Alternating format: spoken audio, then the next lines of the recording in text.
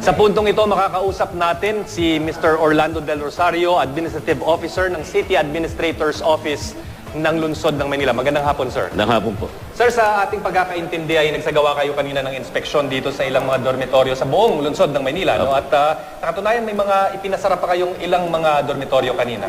Opo, yun po nakita natin dito sa may party ng Unibelt na hindi sila nakasunod sa mga dapat nilang gawin o alintuntunin para sila ay mapayagan makapag-operate ng mga dormitoryo o boarding houses.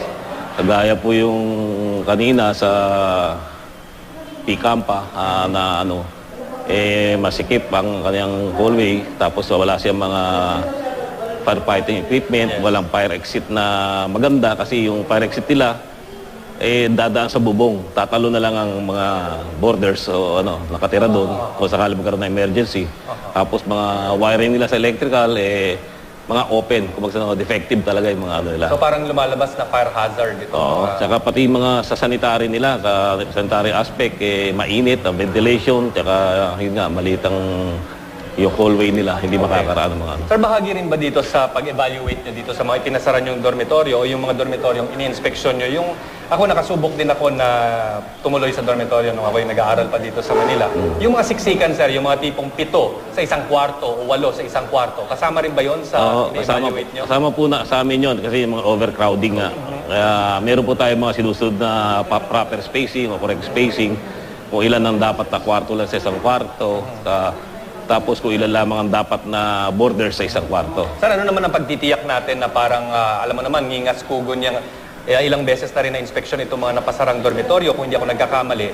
At minsan nagbubukas na lang na hindi natin alam, no? Anong pagtitiyak natin Hindi sa publiko na hindi sila makakapagbukas ulit? Hindi po, ang ginagawa po namin, ini-endorse po namin yung una-una sa barangay, taka sa police.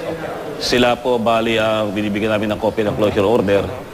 Then sila ang bibisita. At sometimes kami rin, binibisita namin. Kung nakita namin na nagko-continue pa rin yung kanilang operation, nire-recommend po namin sa legal office ng City Hall na kasuhan na.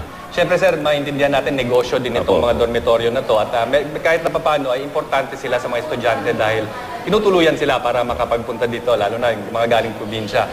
Binibigyan ba natin ng pagkakataon nito mga dormitoryo na magbago o iibahin yung kanilang mga pasilidad para maging compliant dito sa mga patakaran? Binibigyan po natin sila ng pagkakataon na i-renovate o i-repair yung mga dapat i-repair o i-comply yung mga kakulangan nila para naman sila mabigyan natin na lisensya makapag-operate. Sa ating pagkakaintindi din, sir, may napuntahan kayong dormitoryo. Ito yata ang dormitoryo na tinutukoy nyo na parang pasado or above standard. No? Ano bang nakikita natin dito na bakit maganda itong dormitoryo? Kasi po ito kompleto. Unang-una, yung sa fire safety, para sa sunog, kompleto to. May sprinkler system, may mga fire extinguisher pa. Tapos meron ang kanilang sanitary, maluwag, ventilation nila, maluwag, hindi sila overcrowded kasi paapat lang sa isang kwarto ang estudyante. Tsaka tawag dito, ang electrical na maganda rin.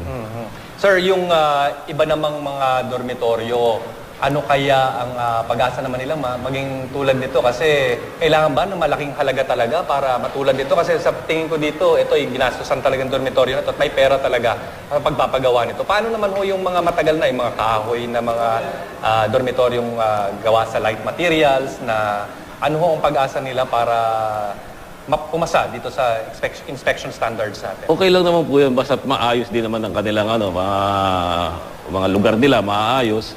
Tapos yung naman po kasi para yung sprinkler, sa dalawang palapag lang usually mga kahoy.